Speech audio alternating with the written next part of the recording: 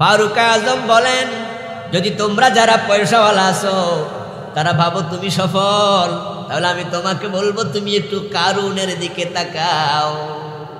তোমরা যারা ক্ষমতাওয়ালা আছো, এমপি হইছো, মন্ত্রী হইছো, চেয়ারম্যান হইছো, মেম্বার হইছো, মনে মনে ভাবো তুমি সম্মানী, তুমি ক্ষমতাওয়ালা, তুমি সফল। আমি ওমর বলি তাহলে একটু ফেরাউনের দিকে তাকাও। ফেরাউনের হাতে ক্ষমতা ছিল কিনা? দুনিয়ার কেউ কি ফেরাউন নামে বাদশার নাম রাখে? কেউ তাকে সফল মনে করে? বরং কেউ যদি কয় আপনি ফেরাউন, খুশি হয় না রাগ হয়? ইজ্জত কই? ও বন্ধু, ফেরাউন মিশরের প্রেসিডেন্ট ছিল, আর আপনি তো এলাকার এমপি মাত্র, চেয়ারম্যান মাত্র, আপনি তার তুলনায় তো কিচ্ছু না। তাকে কেউ সম্মানী মানুষ মনে করছে না। আল্লাহ তারে পানিতে চুবাইছে, তার লাশটা আজ পর্যন্ত রেখে দিয়েছে। লিতাকুনা লিমান খালফাকা আয়াম, আমরা যেন তাকে দেখে বুঝি, শিক্ষা নেই। ক্ষমতার নাম সফলতা না, সফলতা আছে তার ঈমান আছে যার। ফেরাউনের ঈমান আছে, সফলতা নাই, ক্ষমতা থেকে লাভ কি? কারুনের নাম পবিত্র কোরআন মাজিদে আল্লাহ পাক রব্বুল আলামিন আলোচনা করেছেন, তার ব্যাপারে বলেছেন ওয়া আতাইনাহু মিনাল কুনুজ, কারুনকে আমি গুপ্তধনের ভান্ডারগুলো দিয়ে দিয়েছিলাম। কারুনের সম্পদ এত বেশি ছিল, তার ধনাগার, আলমারি, লকারের চাবি বহন করার জন্য একদল লোক লাগতো। চাবির ভারে তাদের গর্দান নুয়ে যেত। কিন্তু আজকের পৃথিবীতে কারুন কারো কাছে সম্মানী নয়, বরং কৃপণ লোকের উদাহরণ দিলে কারুনের নাম বলা হয়। এই বেটা তুই এটা কারুন। আর বেলালের দিকে তাকান, হযরত বেলালের ইজ্জত সম্মান আছে না নাই? কত?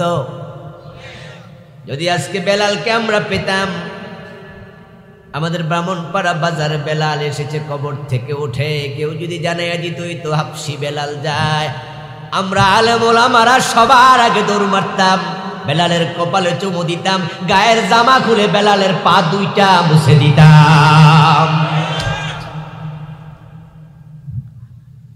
হযরত ওমর অর্ধ দুনিয়ার সম্রাট ছিলেন, উনার কাছে হযরত বেলাল আসতেন মাঝে মাঝে। রাসূলের ইন্তেকালের পরে বেলাল আর মদিনায় থাকেন নাই। তিনি বলতেন রাসূল সাল্লাল্লাহু আলাইহি ওয়াসাল্লাম যে শহরে নাই, বেলাল সে শহরে থাকে কেমনে? মাঝে মাঝে মদিনা আসতেন। হযরত ওমরের দরবারে গেলে ওমর রাদিয়াল্লাহু তাআলা আনহু বসা থেকে দাঁড়ায়া যেতেন, দরজা পর্যন্ত আগায়া যেতেন, বলতেন আতানা সাইয়্যিদুনা বেলাল, আমাদের নেতা বেলাল এসেছে। বেলাল গোলাম, বাবা গোলাম, দাদা গোলাম, গোলামের ছেলে গোলাম। আর অর্ধ দুনিয়ার সম্রাট ওমর বলে কিনা আমি অর্ধ দুনিয়ার নেতা, আর বেলাল আমি ওমরের নেতা। অথচ বেলাল রাদিয়াল্লাহু তাআলা আনহুর হাতে ফেরাউনের মতো ক্ষমতাও ছিল না, কারুনের মতো টাকা পয়সাও ছিল না। থাকতেন মসজিদে নববীর বারান্দায়, আহলে সুফার সদস্য। নবী মুহাম্মাদের জীবদ্দশায় বিয়েটা করতে পারেন নাই। ওই বেলাল আজকে নেতা। বেলাল ওমর দেখলে বেলালকে দাঁড়ায়া যায়, বুকে টেনে নেয়। আমরাও বেলালকে সবাই চুমু খেতাম কাছে পেলে। এত দাম, এত নাম। এই দুনিয়াতে মুসলমানদের হাজার হাজার ছেলের নাম বেলাল আছে না নাই? কারণ শুধু একটা ঈমান, ঈমান, ঈমান। বিশ্বনবী মেরাজ থেকে ফিরে এসে বলেন, বেলাল আমি জান্নাতে ঢুকেছি, আমার আগে আগে তোমার পায়ের শব্দ শুনেছি। যার ঈমান আছে সেই সফল। এখন আপনারা যারা আমার আলোচনা শুনছেন, যদি আপনি নিজেকে সফলদের কাতারে নিতে চান, ঈমানের যত্ন করা দরকার আছে না নাই? ঈমান আছে ভালো, কিন্তু ঈমানটা নিয়ে মরতে হবে। যদি ঈমান হারা হয়ে মরে যান, ঈমান এখন থেকে কোনো লাভ।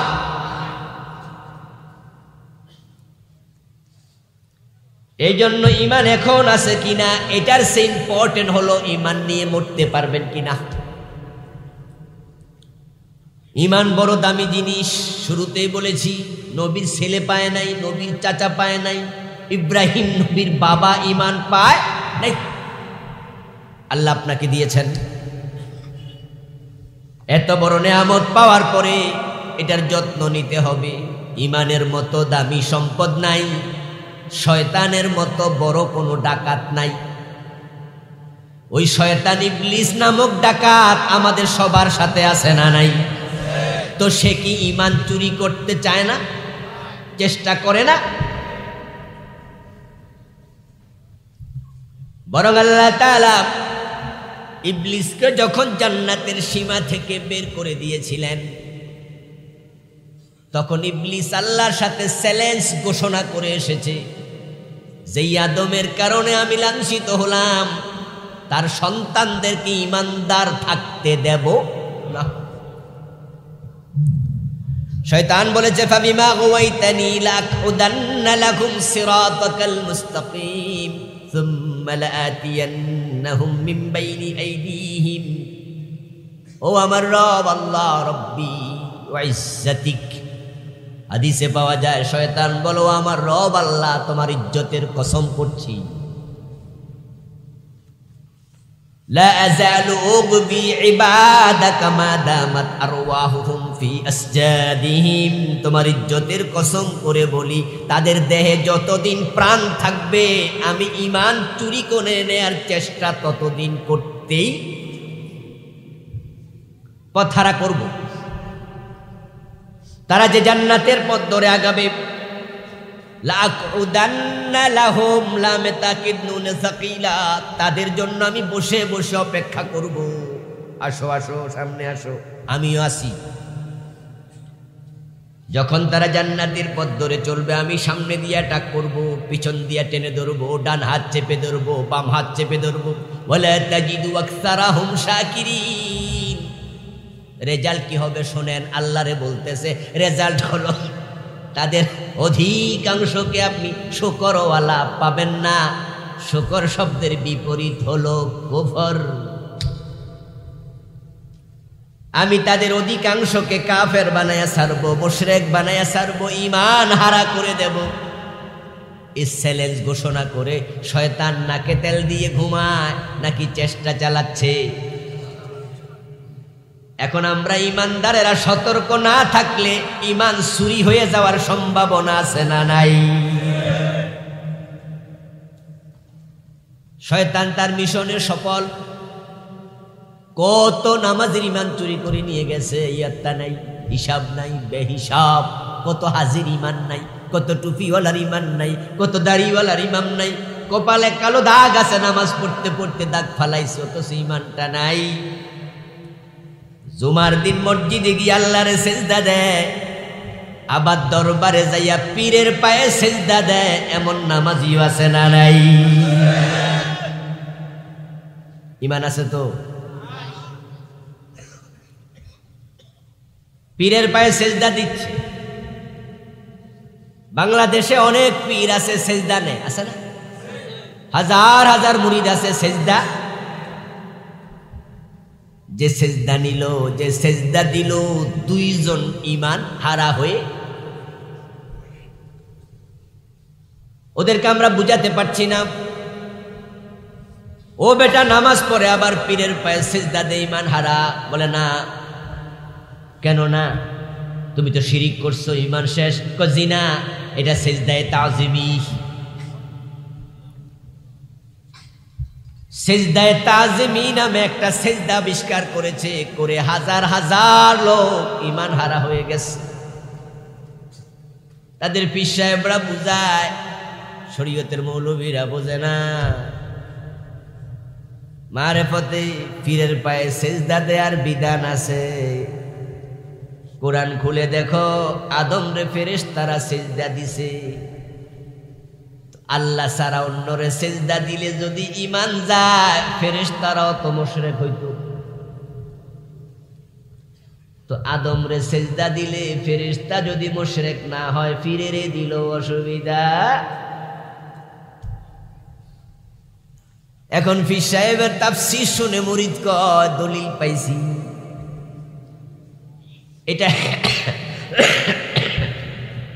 এটা ইবাদতের সেজদা নয়, এটার নাম দিছে তাজিমি সেজদা। আমরা বলতে চাই প্রিয় ভাইয়েরা, ধোকায় পড়বেন না। যদি ওই আয়াতে কারিমা দিয়ে দলিল দিয়ে ফিরকে সেজদা দেয়া যেত, হযরত আদম রে ফেরেশতারা সেজদা দিছে, এটা কি আবু বকর সিদ্দিক শোনেন নাই? কথা কয়। হযরত ওমর রাদিয়াল্লাহু তাআলা আনহু শোনেন নাই? আলী শোনেন নাই? মা আয়েশা শোনে নাই? তো সেজদায়ে তাজিমি বাইর কইরা যদি ফিরকে সেজদা দেয়া যেত এই আয়াতের দলিল দিয়া, সাহাবারা বিশ্ব নবীকে সবচেয়ে বেশি সেজদা দিত। পীরের প্রতি মুরিদের ভক্তি আছে না নাই? ভক্তি করে তো সেজদা দিছে। নবী মুহাম্মাদের প্রতি সাহাবাদের ভক্তি আছে না নাই? রাসূল সাল্লাল্লাহু আলাইহি ওয়াসাল্লামের মতো বড় পীরকে, সাহাবাদের মতো বড় মুরিদকে। ওই আয়াতে কারিমা দিয়া জাতির ঈমান হরণ করা হচ্ছে। কোন সাহাবী রাসূলকে একদিনও সেজদা দেন নাই। এতে প্রমাণিত হয় সেজদায়ে তাজিমি বলতে কোনো সেজদার অস্তিত্ব নাই। ঈমান হারা হয়ে গেল একদল লোক। রাসূলুল্লাহ সাল্লাল্লাহু আলাইহি ওয়াসাল্লাম বলছেন, ইয়াতি আলান নাস জামান ইয়াজতামিউনা ফিল মাসাজিদ লাইসা ফীহিম মিন। শুধুমাত্র ওরা ঈমান হারা নয়, আরো আছে, অভাব নাই। বিশ্বনবী বলেন এমন এক জামানা আসবে যেই জামানার মানুষগুলো মসজিদে জামাতের সাথে নামাজ পড়বে, কিন্তু একটারও ঈমান থাকবে না। ইমাম সাহেব কাফের, নামাজ পড়বে। মুয়াজ্জিন কাফের, নামাজ পড়বে। মুসল্লিগুলো কাফের, সবাই নামাজ পড়বে, ঈমান নাই। ঈমান হলো একের মতো, আমল হলো ডান পাশের শূন্যের মতো। এক যদি না থাকে শূন্যের কোনো মূল্য। এই জন্য ঈমানের যত্ন নেবেন, খুব দামি জিনিস। শয়তান এটা চুরি করতে আসে। হাদিস কি? আশ-শাইতানু জাসিমুন আলা কলবি বনি আদম। শয়তান মানুষের কাছে, কলবের কাছে, মানুষের কাছে যাইয়া তার কলবের পাশে গাপটি মরে বসে থাকে। কোথায় বসে? কথা বলেন, কোথায় বসে? নবী মুহাম্মদ সাল্লাল্লাহু আলাইহি সাল্লাম বলতেছেন কলবের পাশে বসে। কারণটা কি? কারণ ঈমান থাকে কই? কলবে। ইমাম আবু হানিফা রাহিমাহুল্লাহ বলছেন, আল ঈমান হুয়া তাসদীকু বিল জানানি ফাকাত। ঈমান হলো অন্তরের বিশ্বাসের নাম। অন্তরকে আরবিতে কি বলে? কলব। কথা বলেন না ভাইরা? অন্তরকে কি বলে? তো শয়তান বসে কোন জায়গায়? এর টার্গেট কি? ওই জায়গার ঈমান। এই টার্গেটে এখন শয়তান সফল। আল্লাহর হাবিব বলছেন, ইমাম, মুয়াজ্জিন, মুসল্লি একটারও ঈমান থাকবে না, নামাজ পড়বে এমন একটা জামানা আসবে। আসলে এক একজনকে এক এক জায়গায় ধাক্কা দিয়া শয়তান ঈমান হারা করে ছেড়ে দিয়েছে। ঢাকা ইউনিভার্সিটির ভিতরে জগন্নাথ হল নামে একটা হল আছে, হিন্দুরা থাকে, হিন্দু ছাত্র থাকে, জগন্নাথ হল। ওই হলের ভিতরে একটা বড় দিঘি আছে। কি আছে? পত্রিকা একদিন সম্ভবত ইনকেলাব, যতটুকু আমার মনে পড়ে, দেখলাম যে এক পৃষ্ঠা ভেপি ফিসার। ফিসারের বিষয়বস্তু হচ্ছে জগন্নাথ হলের দিঘি। 2 বছর 3 বছর ব্যবধানে গোসল করতে নেমে ছাত্র মরে যায়, ডুব দিছে আর ওঠে নাই। 3 দিন পরে 2 দিন পরে লাশ পাওয়া যায়। এরকম ঘটনা ঘটছে অনেকবার। এজন্য সেদিনের ফিসার টোটাল পৃষ্ঠা ভেপি বিভিন্ন জনের সাক্ষাৎকার, যে কেন এমনটা হচ্ছে। তো সেখানে যারা মৃত্তিকা বিজ্ঞানী তাদের বিভিন্ন মন্তব্য নিয়েছে। যারা নৃবিজ্ঞানী তাদের মন্তব্য নিয়েছে, পরিবেশবিদ তাদের মন্তব্য নিয়েছে, ইউনিভার্সিটি টিচারদের কয়েকজনের মন্তব্য দিয়েছে। কোন কারণ? কেউ বলেছে ভৌতিক কারণ, কেউ বলেছে না মাটির সমস্যা, সেখানে কেউ গেলে হয়তো মাটিটা নিচের দিকে চলে যায়, চোরাবালি আছে না, এই টাইপের কোনো মাটির সমস্যা ইত্যাদি ইত্যাদি ইত্যাদি। এক দুইজনের মন্তব্য দেখলাম, তারা বলে যে না, ভৌতিক বা জিন জাতীয় কোনো সমস্যা নেই, কারণ জিনের কোনো অস্তিত্বই নাই। জিন আবার কি জিনিস? ফাও কথা, ভৌতিক কোনো কাজ নেই। আমার বন্ধু জগন্নাথ হলের দিঘিতে কেন ছাত্র ডুবে মরে এটা আমিও জানি না, আপনাদের কাছে তার ব্যাখ্যা করাও আমার উদ্দেশ্য নয়। উদ্দেশ্য হলো এখানে একদল লোক ঈমান হারাইছে, সে দলের লোকগুলা হলো যারা বলছে জিন বলতে কিচ্ছু নাই। এই চিন্তা যার আছে তার ঈমানটা শয়তান চুরি করে নিয়ে গেছে, কারণ জিন জাতি নামে আলাদা কোরআনে সূরাও আছে না নাই? জগন্নাথ হলে দিঘিতে জিন আছে কি নাই সেটা কথা না, ওরা বলতেছে জিন আবার কি জিনিস? জিন জিন কোনদিন দেখছো? ফাও কথায় বল। অথচ কোরআনে আছে ওয়া মা খালাকতুল জিন্না ওয়াল ইনসা ইল্লা লিয়াবুদুন, আমি মানুষ এবং জিনের ইবাদতের জন্য বানাইছি। তো আপনি যদি বলেন জিন দেখি না, জিন মানি না, তাহলে তো আপনি আল্লাহরও দেখেন নাই, ফেরেশতাও দেখেন নাই, জান্নাতও দেখেন নাই, জাহান্নামও দেখেন নাই, দেখেন না, ঠিক না? তো এগুলো মানেন কেমনে? আসলে সব জিনিস দেখে মানতে হয় না, অনেক বিষয় আছে দেখা যায় না বাস্তব। যেমন অক্সিজেন, আমরা যারা এখানে বসে আছি বাতাসে অক্সিজেন আছে না নাই? দেখছেন? কে কে হাত তোলা দেন। তো দেখেন নাই তাই মানেন না, কথা হইল। গোলাপ ফুল নাকের কাছে নিলে সুগন্ধ আছে না নাই? গন্ধ দেখা যায়।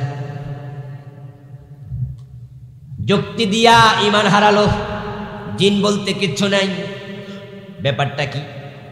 ব্যাপার হলো পবিত্র কোরআনের বিসমিল্লাহর বা থেকে মিনাল জিন্নাতি ওয়ান নাসের সিন পর্যন্ত যত হরফ আছে, যত শব্দ আছে, যত মেসেজ আছে, যত বক্তব্য আছে, সবটা মানার নাম ঈমান। একটা অস্বীকার করলে ঈমান থাকবে না। কাদিয়ানি নামে একটা সম্প্রদায় আছে, আসেনি? নাম শুনেছেন? তারা মুমিন না কাফের? উলামায়ে কেরামের ফতোয়া হলো কাদিয়ানির সাথে মুমিনদের বিয়ে শাদিও জায়েজ। কাদিয়ানি মারা গেলে মুমিনদের গোরস্থানে কবর দেওয়াও জায়েজ নাই। সব হক্কানি আলেম একমত কাদিয়ানি সম্প্রদায় কাফের। অথচ বলুন তো তাদের মসজিদ আছে না নাই? তাদের মসজিদে আজান হয় না, একামত হয় না, তাদের মসজিদে ইমাম নাই, মুয়াজ্জিন নাই, মুসল্লি নাই, নামাজ পড়ে না। তো কাফের ফতুয়া কেন? কাদিয়ানি হজ করেছে, হাজি সাহেব কাদিয়ানি কাফের, হাজি সাহেবই কাফের। কাদিয়ানি তাহাজ্জুদ পড়ে, এমন দুজন তাহাজ্জুদ লইয়াই কাফের। কাদিয়ানির লম্বা দাড়ি আছে, সুন্দর টুপি আছে, কয় টুপি দাড়ি লইয়াই কাফের। কারণ কি? কারণ হলো তারা পবিত্র কোরআন মাজিদের 4টা অক্ষর স্বীকার করেছে, খা আলিফ তা মিম খাতামান নবিয়্যিন। আল্লাহ তাআলা কোরআন মাজিদে বিশ্ব নবীকে বলেছেন শেষ নবী, ওনার পরে আর কোন নবী নাই। قال النبي صلى الله عليه وسلم أنا خاتم الأنبياء ولا نبي بعدي। বিশ্ব নবী বলেন আমি শেষ নবী, আমার পরে আর নবী নাই। কাদিয়ানি সম্প্রদায় এখানে হোঁচট খেলো, ধাক্কা খেলো, পিছলা খাইয়া পড়ে গেল, অসতর্ক হলো, শয়তান এখানে ঠেকা দিয়া ঈমান কেড়ে নিল। তারা বলে গোলাম আহমদ কাদিয়ানো নাকি নবী।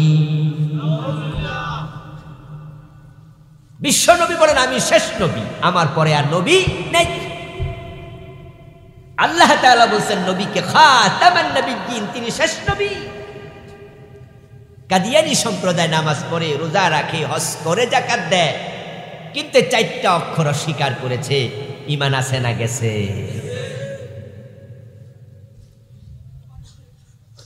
এইভাবে কোরআন মাজিদের কত হরফ, কত শব্দ, কত বিধান এ টুপিওয়ালা নামাজি মানুষগুলো স্বীকার করে বসে আছে, নিজেদেরকে মোমেন ভাবতেছে। কোরআন মাজিদের কত আয়াত মানেন না। এই জাতীয় মুসলমান আজকের মাহফিলও আছে। উদাহরণ দিলে বুঝবেন। আল্লাহর বক্তব্য আলা লাহুল খালকু ওয়াল আমর, এখানে অক্ষর আছে 15টা।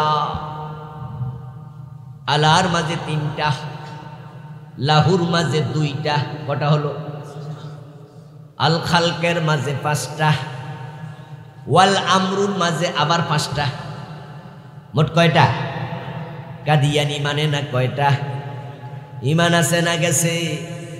আওয়াজ দিয়ে বলুন, তারা মুমিন না কাফের? সফল না ব্যর্থ? এখানে 15টা অক্ষর আছে। যদি কেউ না মানে তার ব্যাপারে ফতুয়া কি হবে? একই ফতুয়া। আপনি মানেন আর না মানেন, ফতুয়া কিন্তু ঠিক। যেমন আমরা কুমিল্লা থেকে বড় বড় 100 জন আলেম বাছাই করে যদি কাদিয়ানি কারো বাড়ি যাই আমরা সবাই মিলে কই আপনারা কিন্তু কাফের, হেরা কি মানব না? এরকম সরল সরল হইল। আমাদের বুঝ নেবে না, আমাদের ফতুয়াও নেবে না। ফতুয়া নিলে কি না নিলে কি, কোরআনের এক অক্ষর অস্বীকার করলে ঈমান থাকবে না। এটাই হলো বাস্তব ফতুয়া। আলা লাহুল খালকু ওয়াল আমর, সাবধান। আল্লাহ অর্থ কি? সাবধান। কে বলতেছে? সাবধান শব্দটা কোথায় ব্যবহার করা হয়? যেখানে সামনে বিপদ হইতে পারে। এজন্য দেখবেন যে হাই ভোল্টেজের খাম্বা যখন যায়, বিদ্যুতের তার যায়, তখন সেখানে কঙ্কালের ছবি দিয়া তারপর উপরে লেখে কি? সাবধান। বিদ্যুতের খাম্বার মাঝে সাবধান বাণী লেখা থাকে। যেখানে বিদ্যুতের বড় বড় ট্রান্সফরমার থাকে সেখানে গেট দেয় চারপাশে, ধরেন 10টা 20টা ট্রান্সফরমার এক জায়গায় দিয়া বিদ্যুৎ সাপ্লাই দিচ্ছে, চারপাশে লোহার গেট দিছে, বেড়া দিছে, সেখানে বিভিন্ন জায়গায় লেখা থাকে সাবধান সাবধান সাবধান, থাকে না? এর মানে বিপজ্জনক এরিয়া, ডেঞ্জার জোন। সতর্ক থাকেন না, বিপদ হবে। রাস্তা ধরে আমরা যাচ্ছি, কয়েকজন, আধো আলো আধো অন্ধকার, এ অবস্থা দেখে একজন হাঁটার পথে যে ময়লা, তখন সাবধান সাবধান সাবধান, ময়লা বলে না? সাবধান মানে হচ্ছে সামনে বিপদ। আল্লাহ সাবধান বলতেছে, তাহলে বুঝতে হবে পরে একটু বিপদ হইতে। 15টা অক্ষর।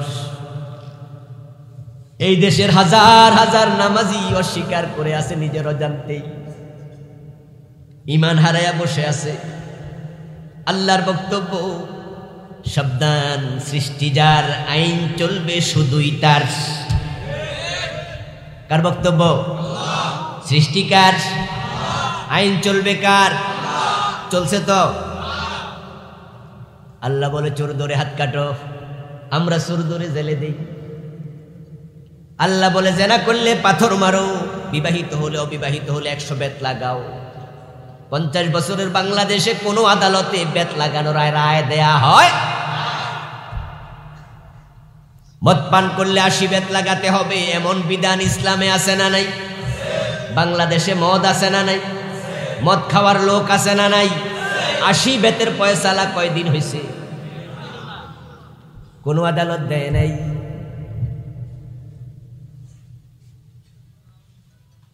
আমার বন্ধু, সৃষ্টি যার, আইন চলবে শুধু তার, কিন্তু চলছে না। এজন্য হিন্দু বৌদ্ধ খ্রিস্টান দায়ী নয়, তারা সবাই মিলে 10%, আর আমরা কালেমার দাবিদার 90% মুসলমান। এই দেশে কোরআনের আইন নাই, এজন্য হিন্দু বৌদ্ধের চেয়েও এই জাতীয় 2 নাম্বার মুসলমানগুলো বেশি দায়ী।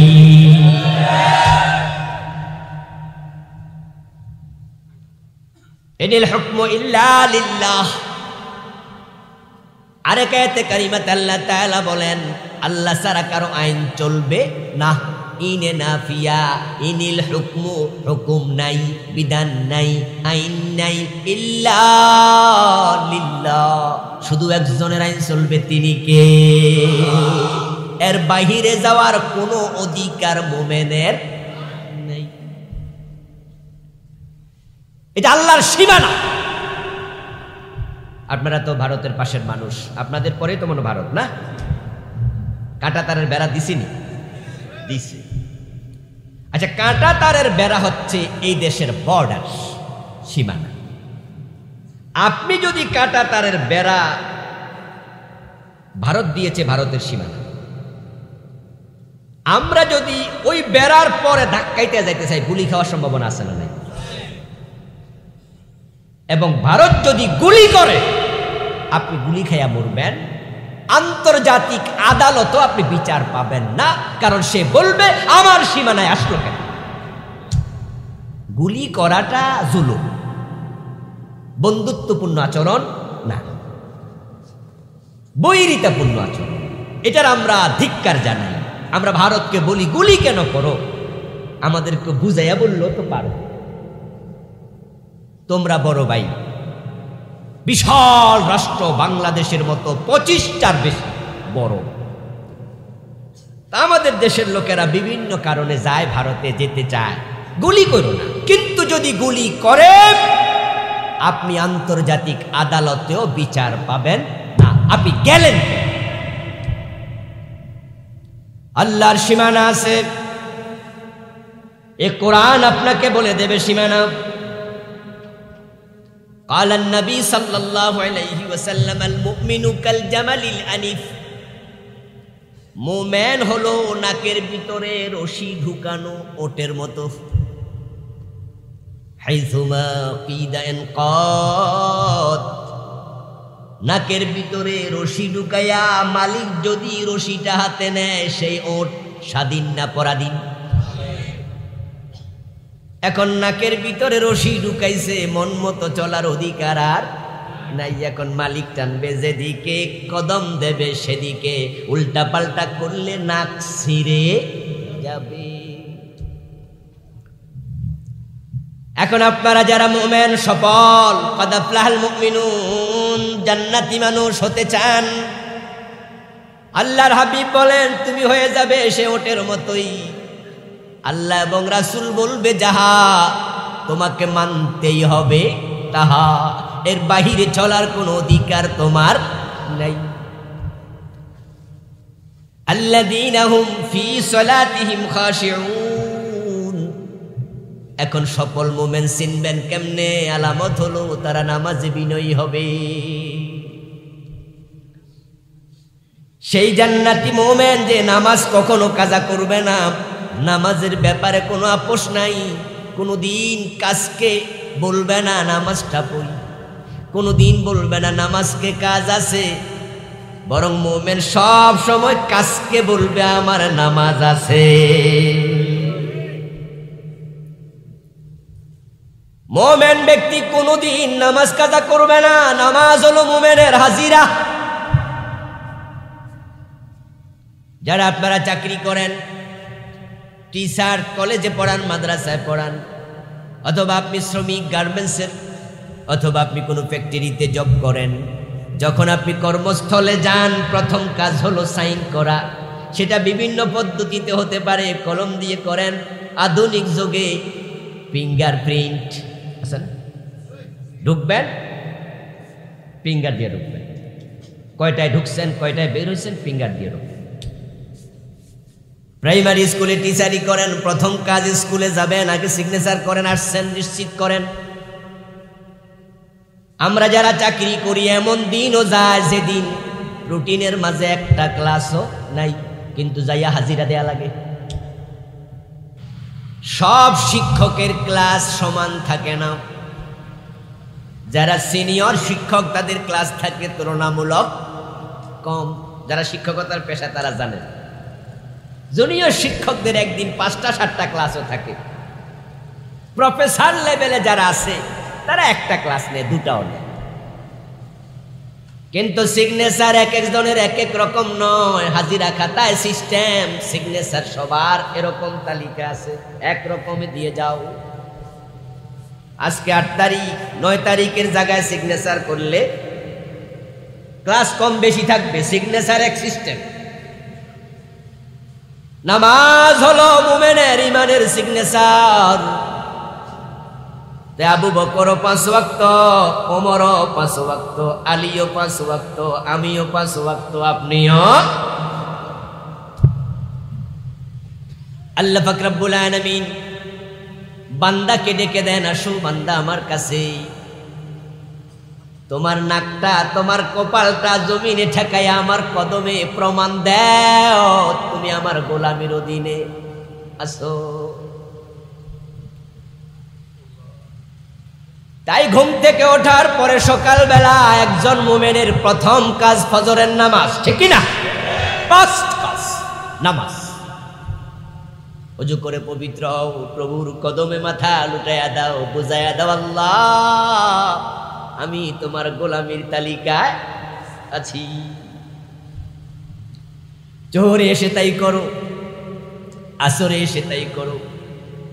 আপনি ফজরে তা করেন নাই, জোহরের আগে মরে গেলেন, আল্লাহর গোলামের তালিকায় সিগনেচার নাই, আপনি ব্যর্থ।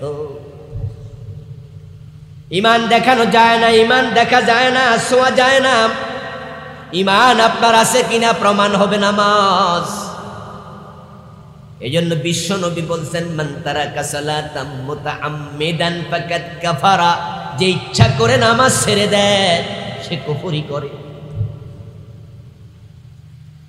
একজন ব্যক্তি মুমিন, আরেকজন কাফের, তার পার্থক্যকারী হলো নামাজ।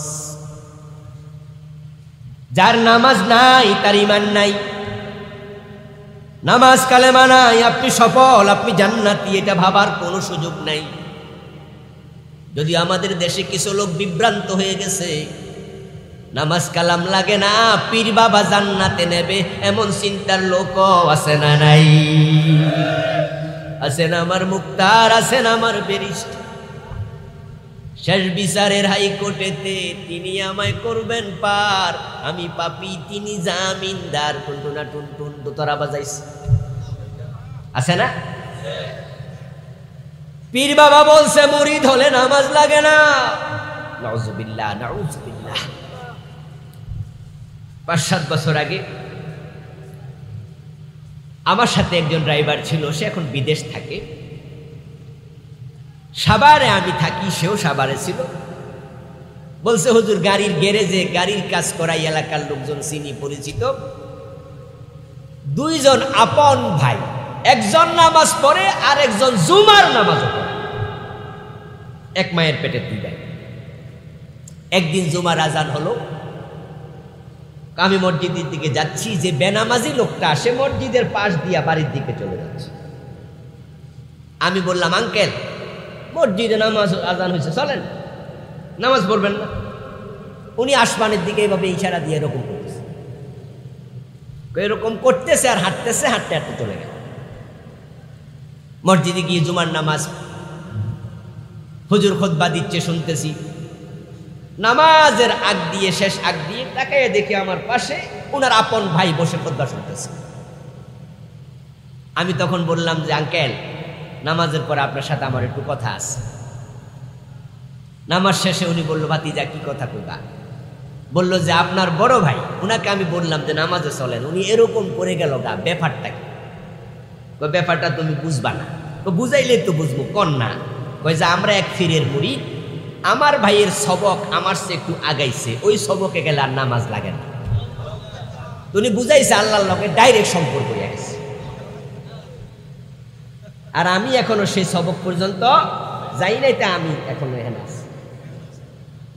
তা আমার ড্রাইভারকে আমি বললাম যে ওই বেটার সাথে সামনের সপ্তাহে দেখা হইলে আমার টাকা, আমার পক্ষ থেকে 1 কাপ চা খাওয়াইয়া বলল যে আঙ্কেল আপনার সবক আর আগাইয়েন, নামাজ লাগবে না, জান্নাত মিলে যাবে। এটা ভ্রান্ত চিন্তা, যার নামাজ নাই তার ঈমান থাকে না।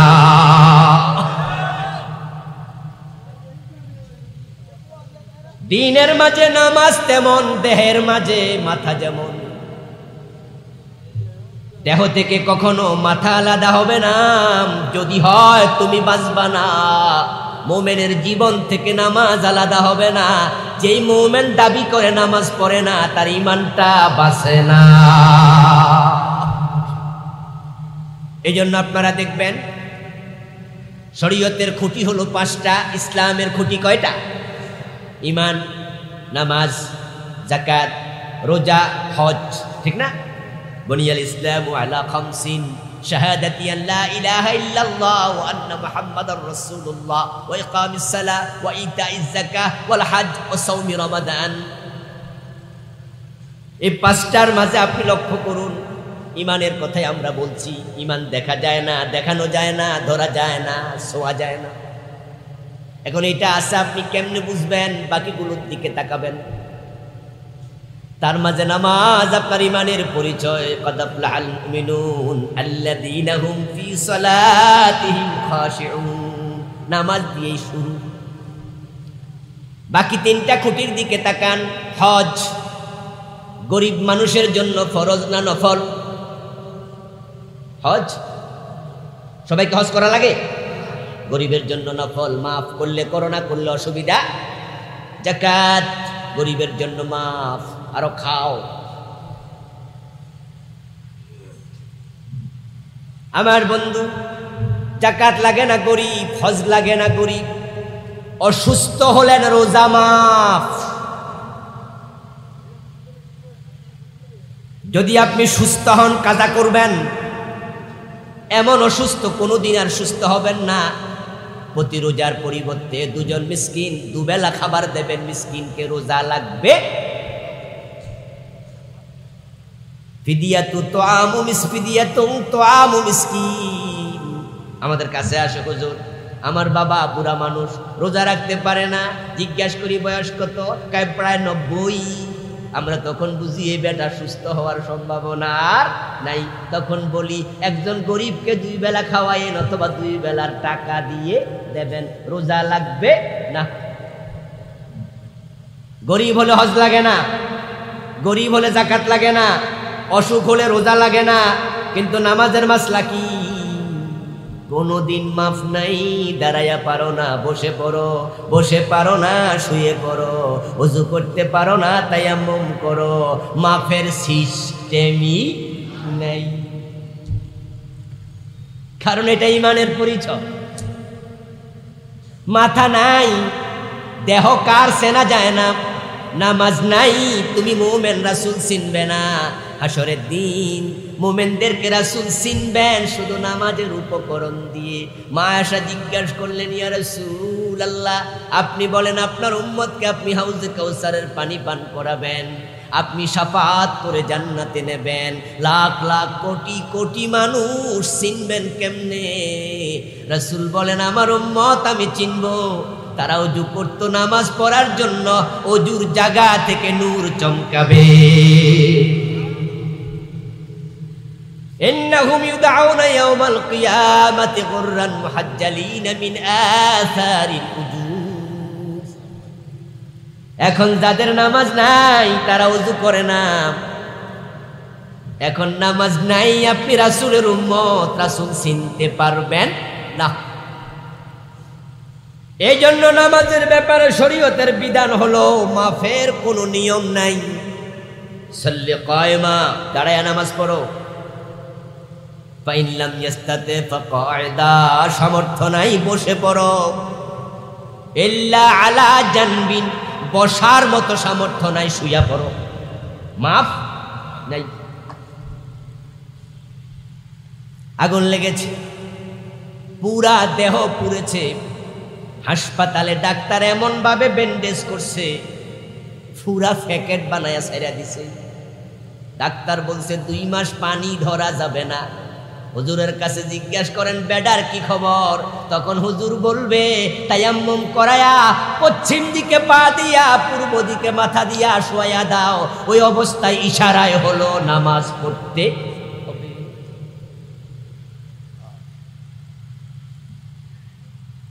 টেকনাফ থেকে লঞ্চে উঠেছেন, যাবেন সেন্ট মার্টিন।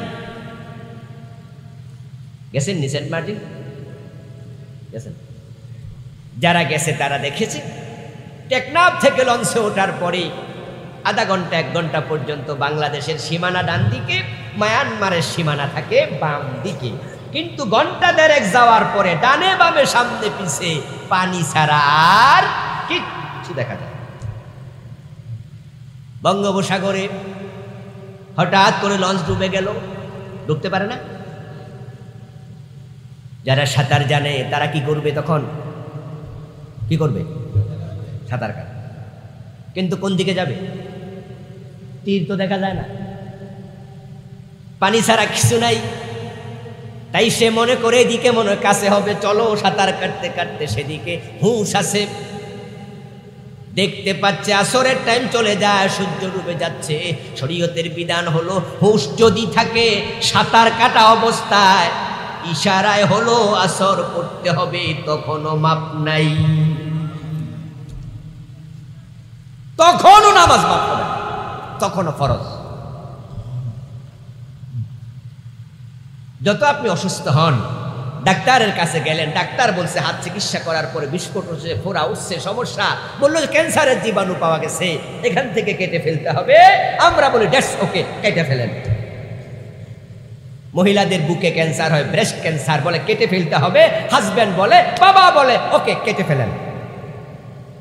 হাত কাটলেও বাঁচবে, বুক কাটলেও বাঁচবে, পা কাটলেও বাঁচবে। যদি কোনো ডাক্তার কয় কল্লা কাটতে লাগবে, তোরা জীব, সবাই বলবে তো কল্লা কাটতে লাভ কি, রুবি তো মইরাই যাবে, তো কাটা দরকার নেই, এমনি মরু। দেহের মাঝে মাথা যেমন, দিনের মাঝে নামাজ তেমন। আপনি বলতে পারেন হুজুর অসুস্থ, ওই বেটার উপর নামাজ মাফ হয় না কেন? বেটা বাঁচার জন্য সাঁতার কাটতেছে বঙ্গোপসাগরে, তখন তো মোটামুটি মাফ হইল, চলতো, তখনও মাপ কেন নাই? একটা মাত্র কারণ, যার নামাজ থাকে না তার ঈমান থাকে না। ডাইরেক্ট ঈমানের সাথে সম্পর্ক নামাজ।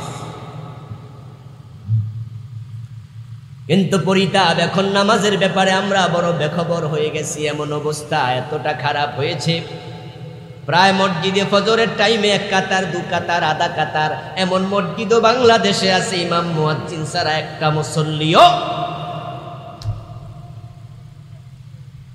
নামাজ এখন শখের বিষয়, ভালো লাগছে পড়ছি, ভালো লাগে নাই?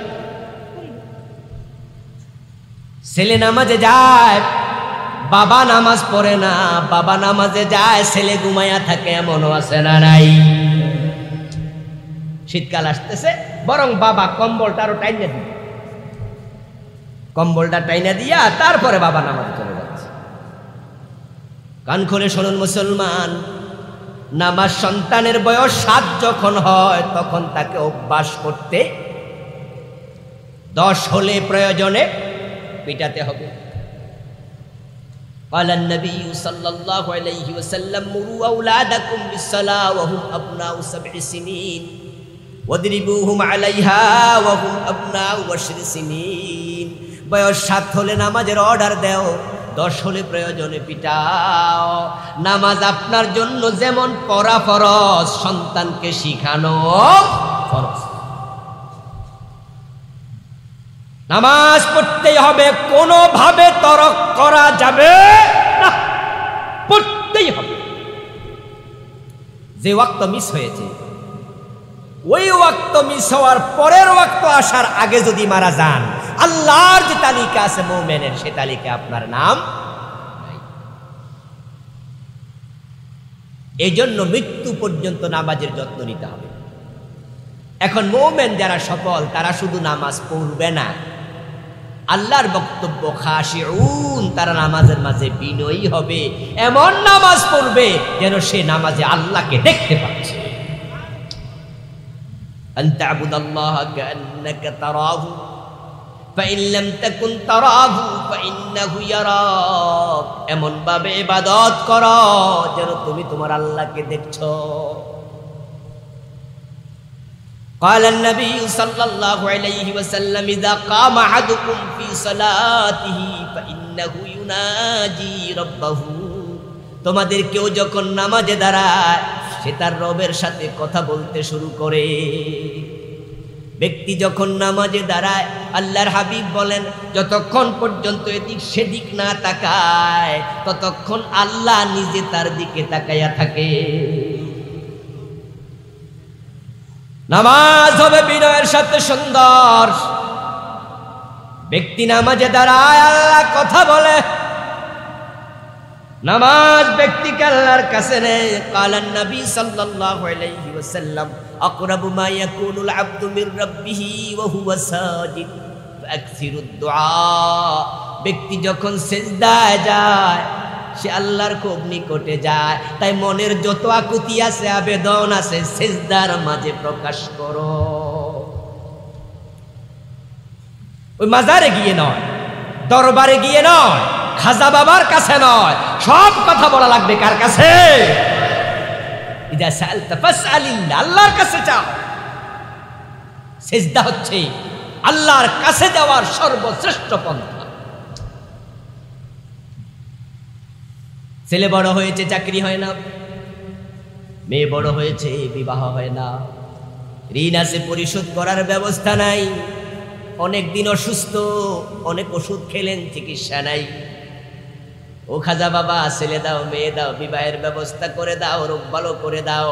খাজা বাবার কাছে বলবেন ইমানটা সাথে সাথে চলে যাবে, বরং সিজদায় গিয়ে বলো, বলতেই থাকো বলতেই থাকো। চলে যাবে 2 দিন 5 দিন 10 দিন 20 দিন। আল্লাহ যদি টিক চিহ্ন দিয়ে দেয়, ও গরিব ভাই কান খুলে শোনো, তিনি এমন দাতা, তিনি দিলে তুমি নিয়া কুলাইতে পারবা না।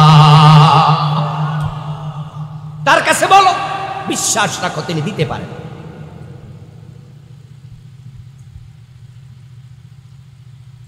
হাতে আংটি দিয়া, আংটির উসিলায় ব্যবসা নয়, খাজা বাবা দেবে তা নয়, আল্লাহর কাছে চাও ডিরেক্ট।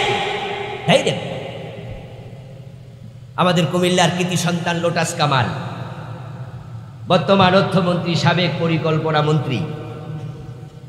আপনারা উনাকে চিনেন, আমিও চিনি, আমার বাড়ি 14 গ্রাম, উনার বাড়ি পাশে তো বরুড়া। লাকসামের মানুষ, কাছের মানুষ, আমাদের আত্মীয় স্বজনদেরই কাছাকাছি। উনার বক্তব্য হলো মেট্রিক পরীক্ষা যে দিয়েছি এটা জাকাতের টাকা ছিল। বাবা গরিব মানুষ, মেট্রিক পরীক্ষার ফর্ম ফিল আপ জাকাতের টাকা দিয়ে করেছি। আর আজকে লোটাস কামাল বাংলাদেশের সেরা ধনীদের একজন। কে দিয়েছে? কোন পিসা, কোন তাবিজ, কোন আংটি বাবা? ঈমান হারাচ্ছে মানুষ এখানে সেখানে। মনে রাখো সব আল্লাহর কাছে বলুন। নামাজ হবে সুন্দর, দিন হবে সুন্দর। যার নামাজ যত সুন্দর তার জীবন হয় তত সুন্দর। কিন্তু পরিতাপ আমাদের জন্য, আমাদের নামাজের অবস্থা বড় খারাপ। খুশু নাই, রুকু থেকে সোজা হয়ে দাঁড়ায় না, 2 সিজদার মাঝখানে সোজা হয়ে বসে না। এমন নামাজিও আছে না নাই? তার নামাজটা আছে না গেছে? মুনাফিকের নামাজ, মুনাফিকের নামাজ। রাসূলের সামনে এক ব্যক্তি নামাজ পড়লেন, বিশ্বনবী সাল্লাল্লাহু আলাইহি সাল্লাম দেখে বললেন, সাল্লি ফাইন্নাকা লাম তুসাল্লি। এই আল্লাহর বান্দা নামাজ পড়ো, তুমি নামাজ পড়ো নাই। ও সাহাবী আবার নামাজ পড়লেন, বিশ্বনবী তাকে আবার বললেন, সাল্লি ফাইন্নাকা লাম তুসাল্লি, পড়ো মিয়া, নামাজ পড়োই নাই। সে আবার পড়ল। আল্লাহর হাবিব আবার একই কথা বললেন। ও ভদ্রলোক বলে, ইয়া রাসূলুল্লাহ, আমি বিষয়টা বুঝলাম না। আপনার সামনে আমি নামাজ পড়লাম, আপনি বলছেন আমি নাকি নামাজই পড়ি নাই। হুজুর, এর চেয়ে ভালো নামাজ আমি জানি না। তাহলে আপনি একটু দেখায় দেন কিভাবে পড়ব। বিশ্বনবী বললেন, সাল্লু কামা রাআইতুমুনি উসাল্লি, তোমরা এমন ভাবে নামাজ পড়ো আমি যেভাবে পড়ি। তুমি রুকু করে সোজা হয়ে দাঁড়াও নাই, 2 সিজদার মাঝখানে বসো নাই। রুকু করে সোজা হয়ে দাঁড়ানো ওয়াজিব, 2 সিজদার মাঝখানে ধীর স্থির হয়ে বসা ওয়াজিব। ওয়াজিব তরক করলে নামাজ হবে না। আবার পড়ো। নামাজের মাঝে তাড়াহুড়ো প্রবণতা, খুশু হুজুর কিছু নেই। বিশ্বনবী নামাজে দাঁড়াতেন, তারেমাত কাদামাহু, মা আয়েশা বলেন রাসূলের দুই পা পানিতে ফুলে যেত। রাসূল সিজদায় যেতেন, আমি মাঝে মাঝে ভাবতাম ইন্তেকাল করছেন বুঝি। পায়ে ধরে টিপ দিতাম, রাসূল নাড়া দিতেন, বুঝতাম মরেন নাই। বিশ্বনবী রুকুতে যেতেন, এত লম্বা রুকু, আমি মাঝে মাঝে ভাবতাম তিনি সিজদার কথা বুঝি ভুলে গেছেন। 2 রাকাতে আধা ঘন্টা 1 ঘন্টা চলে যেত। আর আমাদের নামাজের কি খবর? ওরে বাবা রে বাবা, কারো কারো নামাজ দেখে তো মাঝে মাঝে ভাবি এই গতি পাইল বিমানও তো ফেল।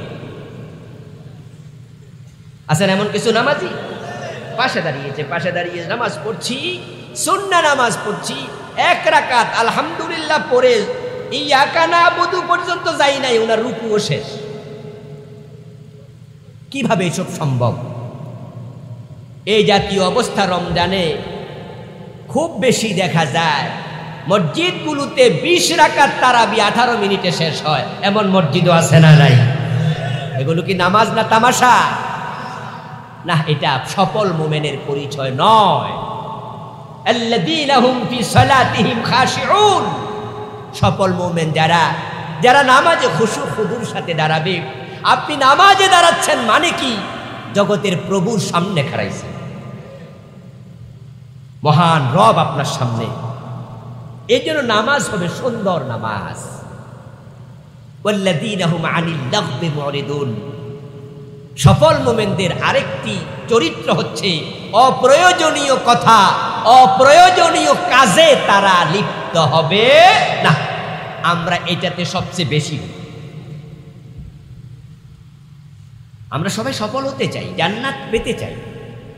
অবস্থা এমন হয়েছে, শুধু শুধু ক্রিকেট খেলা দেখে 6 ঘন্টা পার করে এমন কিছু লোকও আছে না নাই? যে কি কামে আইলো সময়টা? এমন মারাত্মক খেলা, আমি ভাবি যে মনে হয় আর নাই। ফুটবল খেললে একটু শরীরের কসরত হয়, ব্যায়াম হয়, কিন্তু ক্রিকেট খেলা আপনি কি পাইলেন? চলে গেল সময়। যারা দেখে তাদের তো সময়ে লস কাকে বলে। এমন ম্যাচও নাকি আছে লাগাতার 2 দিন চলে, 3 দিন চলে, 5 দিনও আছে। আস্তাগফিরুল্লাহ আযীম। আচ্ছা, সময়ের কি দাম নাই? সময় কি নিয়ামত নয়? সময় আপনাকে দিয়েছেন কে? 50, 60, 80 বছর দিয়েছেন, বরফের মতো বলতেছে সুম্মা লাতুসআলুন্না ইয়াউমাইযিন আনিন নাঈম। আল্লাহর কাছে সময়ের হিসাবও দিতে হবে, কোথায় কাটাইছে। আমার বন্ধু, প্রয়োজনীয় কাজ হবে না, আর বাজে কাজ তো মোটেও না। ভালো কাজে সময় ব্যয় করবেন, হিসাব দেওয়া সহজ হবে। কিন্তু পরিতাপ, মসজিদে যায় ইমাম বক্তৃতা দেয় জুমার দিন, যেই মাত্র 1টা বেজে গেছে, 1:15 বেজে গেছে, 1:20, আর তো সহ্য হয় না। ওয়াজ যতই পিঠা হোক মজা লাগে না। একবার গরির দিকে তাকায় আর একবার হুজুরের দিকে তাকায়। এসি মসজিদ, তাও সহ্য হয়। হুজুরে বুঝাচ্ছে time is over, you should be stopped. আর কত হুজুর, থামেন এবার। আমার বন্ধু, মসজিদে গেলে তাড়াহুড়া, অত সেই মুসল্লি আবার নামাজ শেষ করে দুপুরের খাবার গ্রহণ করে টেলিভিশনের সামনে বসে 3 ঘন্টা লম্বা সিনেমা দেখে এমন মুসল্লিও আছে না নাই? জি বাংলা দেখছে, স্টার জলসা দেখতেছে। আরে হুজুর নামাজ ছোট করেন, সামনে সিরিয়াল আছে। নামাজ পড়তেছে, নামাজের মাঝে খাড়ায় ভাবতেছে সিরিয়ালের টাইম নি জায়গা। খুশু খুদু না, এটা নামাজ না। অপ্রয়োজনীয় কাজ, অপ্রয়োজনীয় কথা থেকে বিরত থাকতে হবে। কারণ মুখ থেকে বের হওয়া যত কথা আছে প্রতিটাই আমল নামায় নোট হয়, হিসাব দিতে হবে। ওয়াল্লাযীনা হুম লিয-যাকাতি ফাইলুন, সফল মুমিনের আরেকটি চরিত্র হচ্ছে তারা হিসাব করে জাকাত আদায় করে। আমাদের দেশে জাকাত দাতার সংখ্যা খুব কম। আলহামদুলিল্লাহ, হাজি পাওয়া যায় অনেক। প্রতি বছর হাজিদের তালিকা সরকার নিয়ে কুলাইতে পারে না। কোঠা পায় 80,000, হাজির তালিকা 1.5 লাখ। ওখান থেকে বাইসা বাইসা নেয়া লাগে, কারণ হজ করলে নামের আগে আলহাজ লেখা যায়। জার্নি বাই প্লেন হয়, সৌদি আরব দেখা যায়। তাই সুদ টাকা লাগাইয়া ঘোষ খাইয়া হজ করে এমনও আছে না নাই? ঘোষের টাকা দিয়ে হজ করে আলহাজ অমুক নিয়ে আল্লাহর পাওয়ার জন্য করছে। আমার বন্ধু, জাকাতের ব্যাপারটা বড় ধন্যতা আছে, কারণ হলো জাকাত দিলে টাকা কমে যায়, অনেকেই মনে করে লস হয়ে যায়, যার কারণে জাকাত দেয় না। হাজার হাজার নামাজি আছে, নামাজ পড়ছে কিন্তু জাকাত দিচ্ছে না। অথচ কোরআনের বক্তব্য শুনুন, আল্লাযীনা ইয়াকনিজুনা আয-যাহাবা ওয়াল ফিদ্দা ওয়া লা ইউনফিকুনাহা ফী সাবিলিল্লাহি ফাবাশশিরহুম বিআযাবিন আলীম। আল্লাহ বলে, প্রিয় নবী, আপনি তাদেরকে খবর দেন যারা টাকা পয়সা জমাইলা, ব্যাংক ব্যালেন্স করলা, বাড়ি করলা, গাড়ি কিনলা, কিন্তু জাকাত দিলা না, তোমাদের জন্য আল্লাহ জাহান্নামের খবর দেয়। ইয়াউমা ইউহমা আলাইহা ফি নারি জাহান্নাম। তোমার সম্পদগুলো কিয়ামতের দিন আল্লাহ পাত বানাবে, লোহা দিয়া, তামা দিয়া, আগুনে গরম করে ফেরেশতাকে বলবে, যা যা ফাতকুয়া বিহা জিবাহুহুম ওয়া জুনুবুহুম ওয়া যুহুরুহুম। ওই লাল টকটকে পাত তার কপালের মাঝে শেক দে, পেটের মাঝে দে, পিঠের মাঝে দে। ইয়াউমা ইউহমা আলাইহা ফি নারি জাহান্নাম। সেদিন কিয়ামতের দিনের খবর শোনাচ্ছি। নামাজ পড়েন নাই অপরাধ, আল্লাহ যদি শাস্তি দিতে চান আপনাকে জাহান্নামে নিয়ে দেবেন অথবা মাফ করবেন। রোজা রাখেন নাই, আল্লাহ যদি চান আপনাকে শাস্তি দিতে জাহান্নামে নিয়ে দেবেন অথবা মাফ করবেন। হজ ফরজ ছিল, করেন নাই, আল্লাহ যদি চান শাস্তি জাহান্নামে নিয়ে দেবেন, না হয় মাফ করবেন। কিন্তু যারা জাকাত দেয় নাই তাদের শাস্তিটা জাহান্নামে নয়, হাসরের ময়দানে মানুষের সামনে দেবে। কারণ জাকাত আল্লাহর হক নয়, এটা হলো গরিবের হক। তাই গরিবের সামনে বেজ্জতি করবে।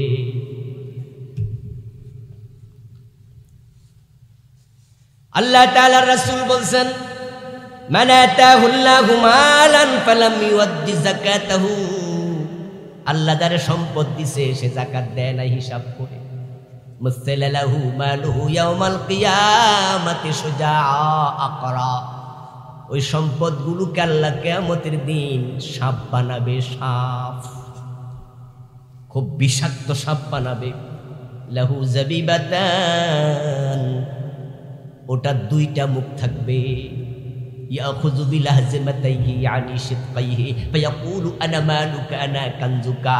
ওই আপনার সম্পদ সাপ বানায়া গলায় ঝুলাইয়া পেঁচাইয়া দেবে, আর দুই মুখওয়ালা সাপ কপালের দুই পাশে সবল দেবে মানুষের সামনে, আর বলবে, আমি তোমার মাল, আমি তোমার সম্পদ যেটা যাকাত দেও নাই।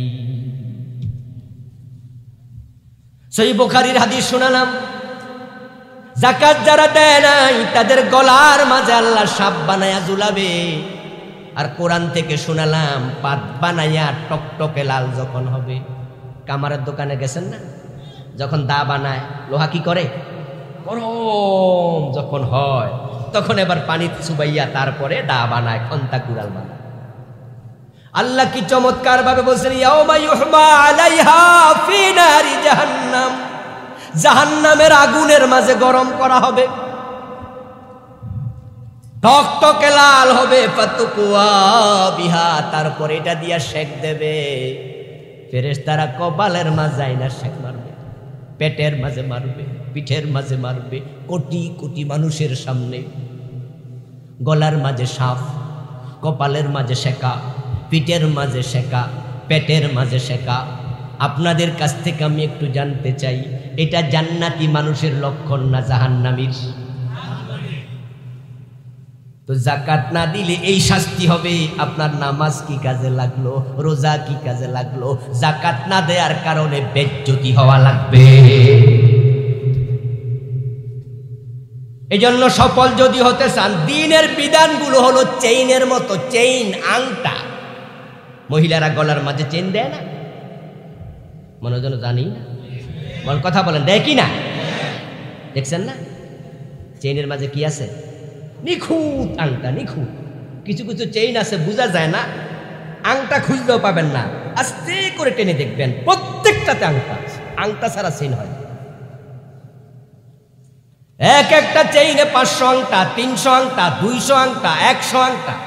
আংটা অনেক, চেইনের সাইজ বুঝে আংটা হবে। বলুন তো 100 আংটা যদি থাকে, 99টা ঠিক আছে, একটা আংটা ভেঙে গেছে, এই চেইন গলায় দেয়া যাবে? দিনের বিধানগুলো চেইনের মতো, যত ফরজ আছে একটাও ছাড়া যাবে না, যত হারাম আছে একটাও করা যাবে না।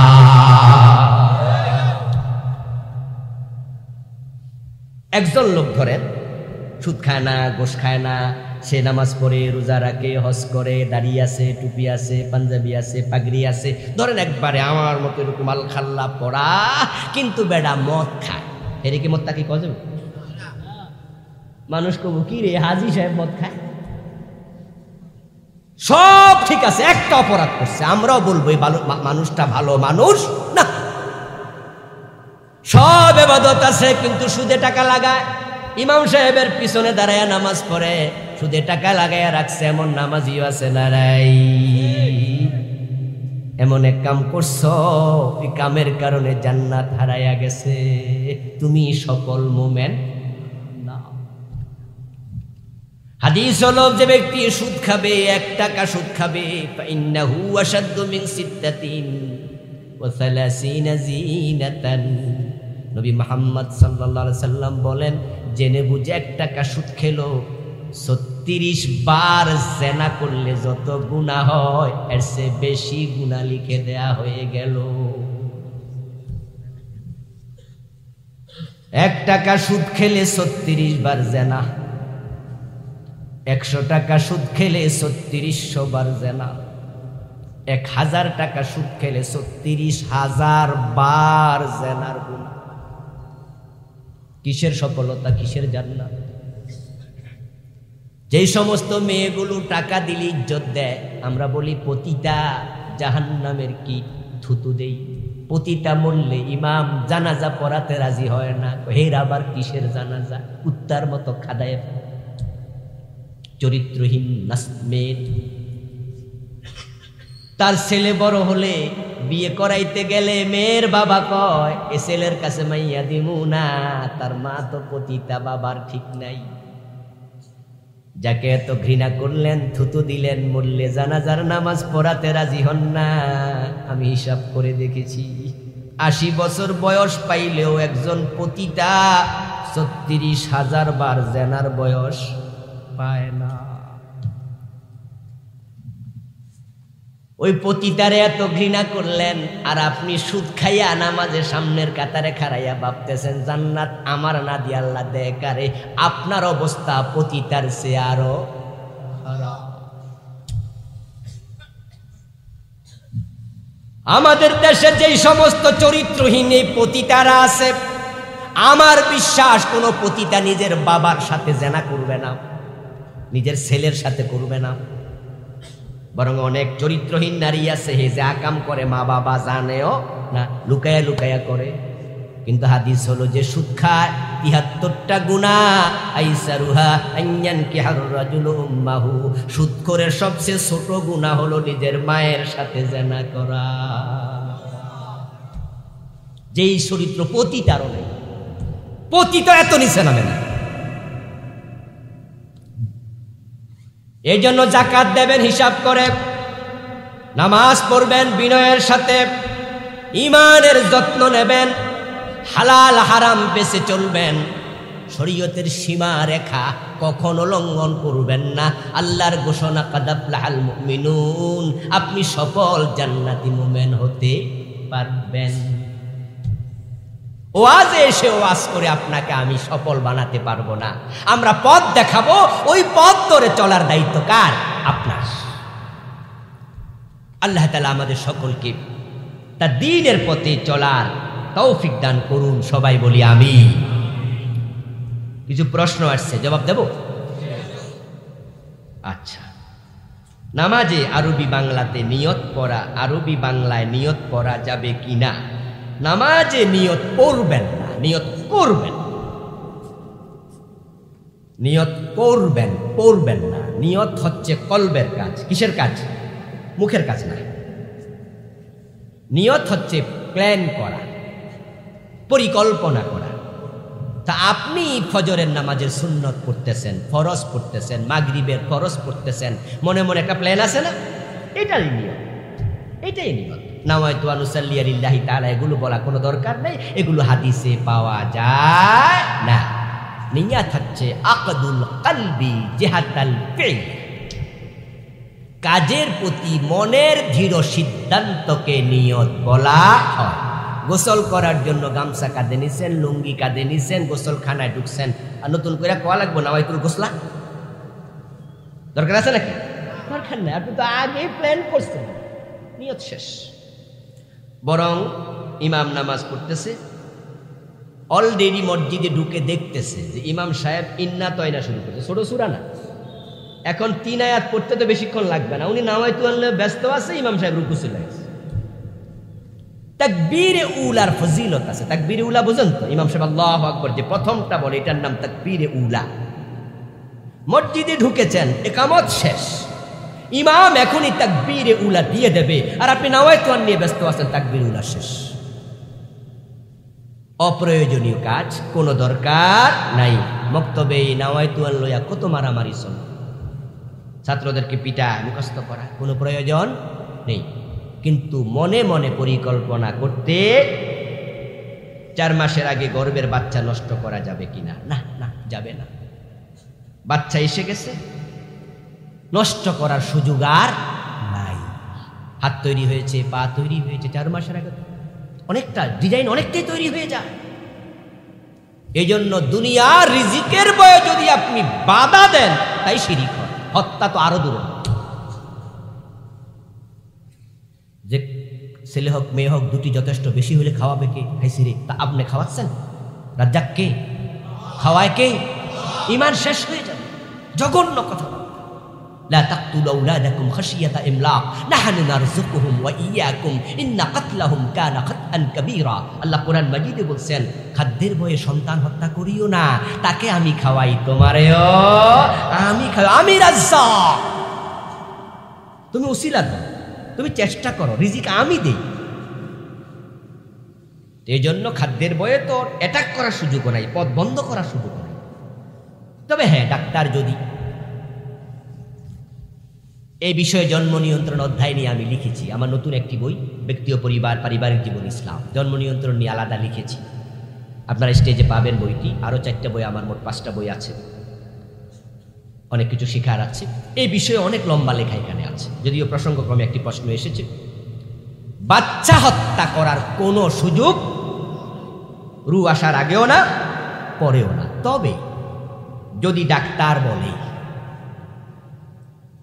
এসে গেছে বাচ্চা পেটে, তারা নিতে চায়নি, কিন্তু ডাক্তার বলেছে যে উনি বাচ্চা নিলে তার জীবনের ঝুঁকি আছে, এমত অবস্থায় একজন মুত্তাকি, পরহেজগার, আল্লাহকে ভয় করে এমন ডাক্তারের সাজেশন নেবেন।